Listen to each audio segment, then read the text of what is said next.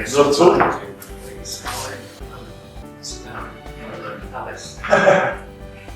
Sorry, keep waiting. We're 3 minutes ago, Buckingham Palace released a statement that left the entire kingdom silent.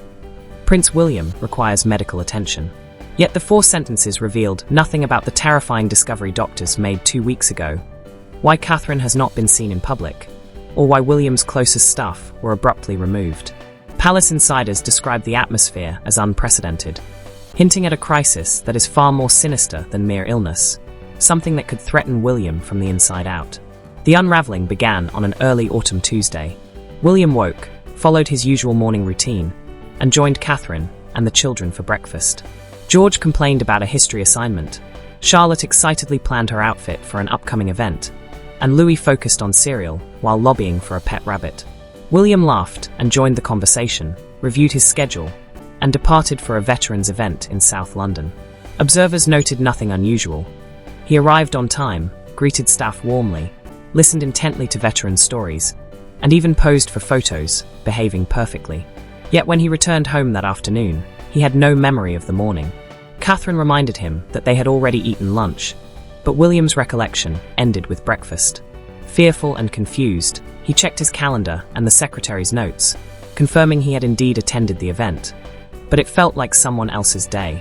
Hesitant to alarm anyone, he chose to wait and monitor himself, only for it to happen again 3 days later, this time losing nearly 6 hours. The blank stretches of time left him documenting every incident in a private journal. A quiet record of a crisis no one could yet explain.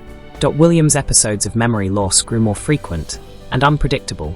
Sometimes a morning vanished, other times an entire evening. On one terrifying occasion, he went to bed one night only to awaken at a formal dinner the following evening with no recollection of the intervening hours.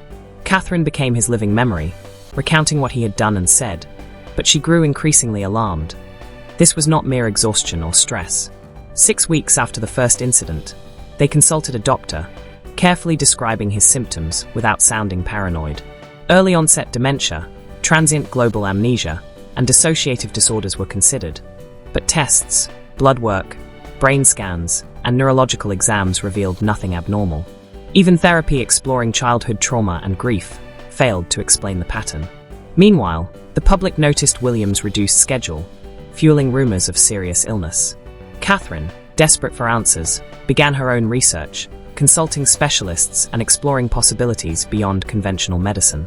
A tip from a friend in toxicology led her to consider neurotoxins, compounds designed to disrupt brain function in research settings. She sent hair and blood samples to a specialized lab, which confirmed the presence of multiple experimental cognitive disruptors, substances capable of causing exactly the symptoms William experienced, implying prolonged deliberate exposure.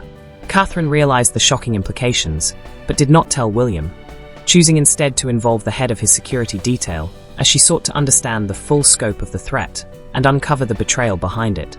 Catherine took the toxicology report to the head of William's security detail, a man known for absolute discretion, and watched his expression shift from confusion to horror as he realized the implications. "This is deliberate poisoning," he whispered, stunned. "Someone with access to the prince has been doing this intentionally." Catherine, steady despite the fear tightening her chest, told him she needed answers and total secrecy. He assembled a small, highly vetted investigative team experienced in intelligence and criminal analysis, and they began reviewing 6 months of William's schedule, matching each episode of memory loss to where he had eaten or drunk that day. Patterns emerged quickly. The incidents always occurred at a handful of recurring venues where specific individuals handled his food or beverages. The suspect list narrowed to about 20 people: palace staff, assistants, even some security officers who sometimes carried water or coffee. Each investigated quietly through background checks, financial reviews, and personal life scrutiny. It was invasive, uncomfortable work, but necessary to expose whoever had been poisoning the future king. After 3 weeks, they uncovered their first major lead. One of William's assistant private secretaries had been receiving large, unexplained deposits into an offshore account for 8 months. Tracing the funds through an elaborate maze of shell companies, investigators eventually linked the money to a private equity firm tied to powerful individuals publicly opposed to William's policy positions.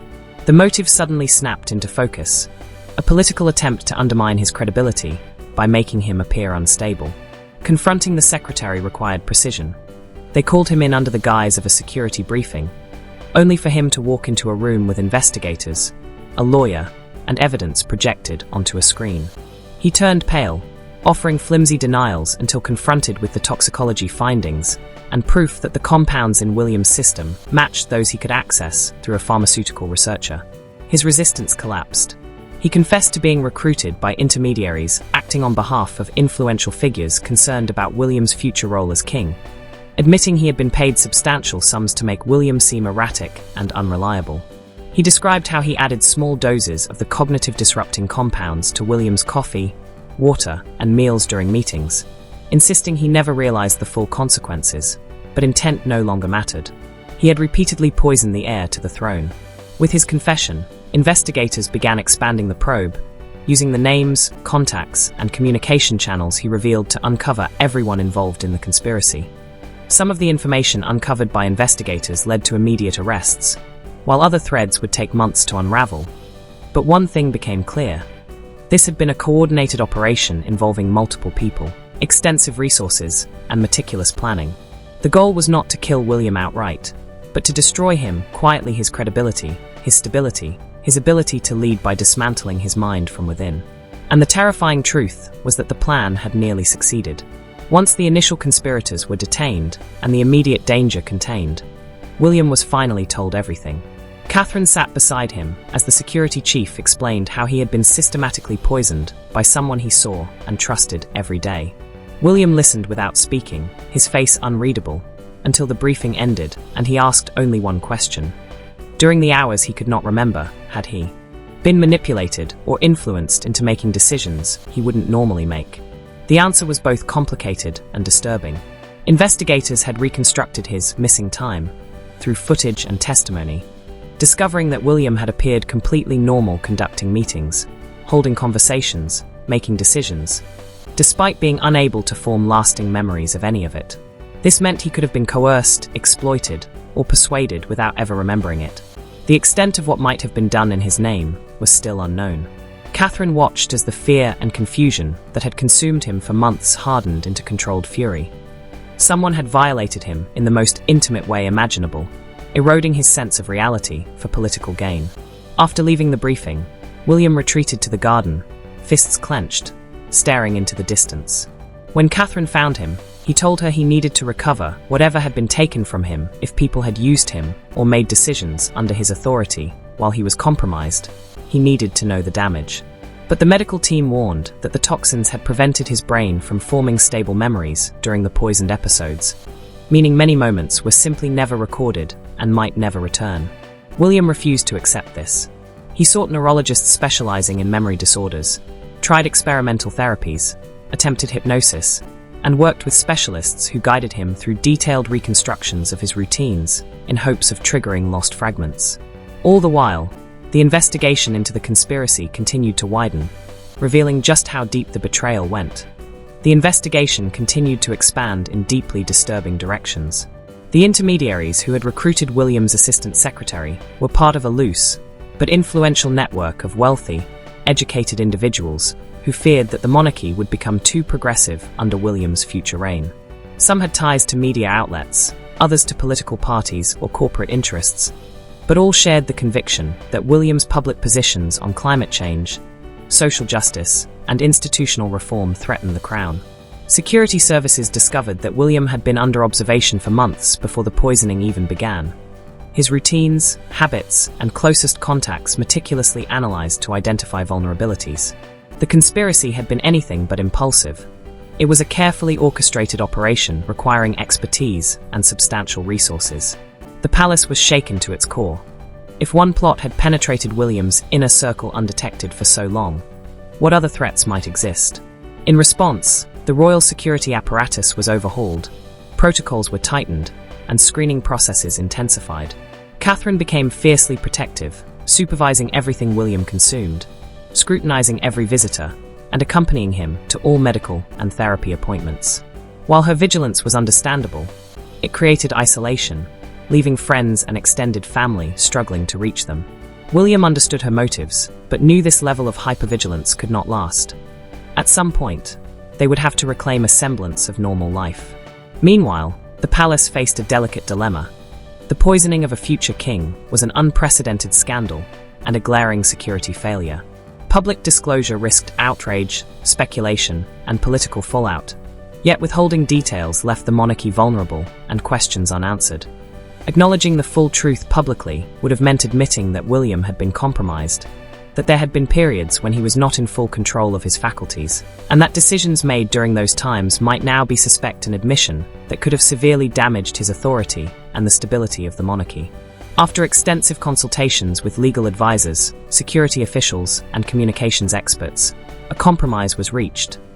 The palace would confirm that William had experienced health issues, had received treatment, and was now recovering. William was furious, feeling the public deserved the unvarnished truth, but he was overruled by his father and senior advisors, who argued that complete disclosure would provoke panic, invite copycat attacks, and portray him as weak at a moment when the monarchy could not afford that image. The carefully worded statement released 3 minutes ago was the result of these negotiations, acknowledging that something had occurred without revealing the full story. Treatment to remove the remaining toxins took weeks, involving medications that induced nausea and exhaustion, strict dietary restrictions, and constant monitoring that felt invasive and infantilizing. Gradually, however, the chemicals disrupting his brain function were eliminated, his memory stabilized, and new experiences were once again properly encoded. Yet as recovery progressed, William faced a new challenge. Fragments of his lost memories began returning, not gradually, but as sudden, vivid, and disorienting flashes. Catherine noticed immediately, and he struggled to articulate the fragments. A conversation in his study with someone unidentified, a sense of importance but missing details. Following her advice, William began recording every memory in a small notebook, capturing meetings, phone calls, and walks through Kensington Gardens, even when specifics eluded him. His medical team, astonished by the unexpected neurological recovery, theorized that either inconsistent dosing had allowed partial memory formation, or that his brain's resilience had exceeded expectations. These glimpses of lost time offered hope that he might eventually reconstruct what had occurred and determine whether he had been manipulated. Meanwhile, the investigation into his missing hours intensified. Security footage was scrutinized, interactions re-examined, and digital records analyzed for anomalies. Slowly, a picture emerged of a man who had functioned normally on the surface while remaining dangerously vulnerable beneath. Capable of performing duties, yet potentially influenced in ways only now beginning to be understood, DAS investigators pieced together William's missing hours. A clearer pattern emerged. He had been capable of performing routine tasks and engaging in surface-level interactions, yet he had not been fully present or mentally sharp.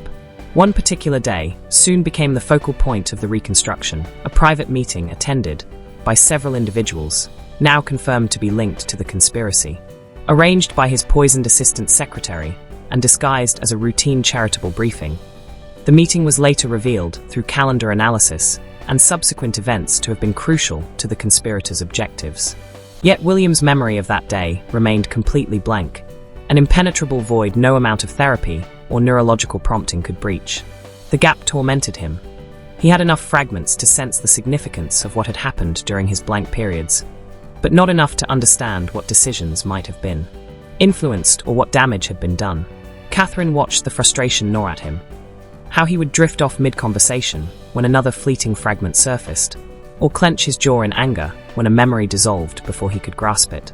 She saw, too, how the ordeal had stripped away some of William's natural optimism and openness, stealing yet another part of who he was. Then came the truth that changed everything. 4 months after the poisoning was uncovered, one conspirator agreed to cooperate in exchange for leniency. Though not involved in administering the toxins, he had helped plan the operation and revealed the most disturbing detail yet.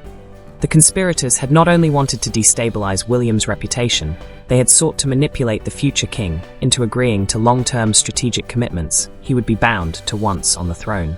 During carefully timed meetings while he was cognitively impaired, they had presented proposals designed to secure his endorsement.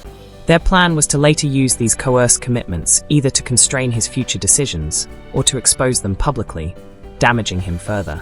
When William was shown documents bearing his own signature agreements, he had no memory of signing. He felt sick. These were not trivial matters, but foundational choices that would shape his reign, commitments that contradicted everything he believed, all made while his mind was being chemically undermined. His legal team assured him the signatures would not be binding if proven to have been obtained under compromised conditions, but the emotional impact was crushing nonetheless. The documents William had been shown carried no legal weight. Agreements obtained through poisoning and cognitive impairment were obviously invalid. The security chief, looking at him with something close to admiration, told him, "They tried to steal your mind and your future. They almost succeeded, but you fought back, and we caught them. Now everyone involved faces the full weight of justice." William appreciated the sentiment, but felt far less triumphant than exhausted. Yes, the conspirators had been caught. Yes, he had survived. But months of his life had been stolen, lost to deliberate chemical assault. The palace faced renewed debates about what to disclose publicly. Now that the full scope was known, the arguments for transparency were stronger.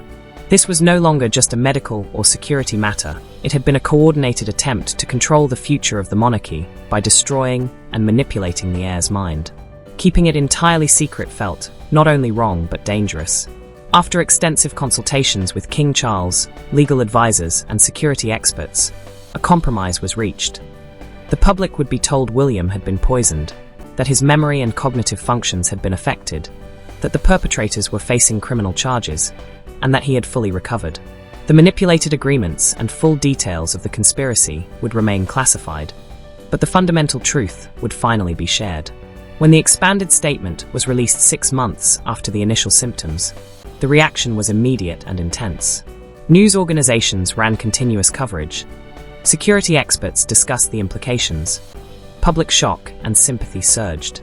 There was outrage that such an attack had occurred, that someone so close to him had betrayed him, and that a future king had been poisoned in modern Britain. Public support for William was overwhelming, demanding justice for all involved. 2 weeks later, he made his first carefully managed public appearance at a small charity event. Catherine watched from across the room, pride and lingering fear mingling. William was finding his way back to himself. Though the experience had changed him fundamentally, he was now more cautious, more vigilant, less quick to trust. Some of this was necessary, some a painful reminder of betrayal. Together, he and Catherine focused on rebuilding family life and security, implementing stricter protocols, limiting access, and discussing safety with their children in age-appropriate ways. Life gradually returned to something resembling normal, though everyone understood that normal had been irreversibly reshaped. William resumed his duties with renewed determination, resolved to use his platform even more effectively, to speak out and engage more deeply, turning the attempt to destroy him into fuel for purpose and action. In the end, he had survived an attack designed to rob him of his mind, his agency, and his future, and emerged stronger, wiser, and more resolute than ever.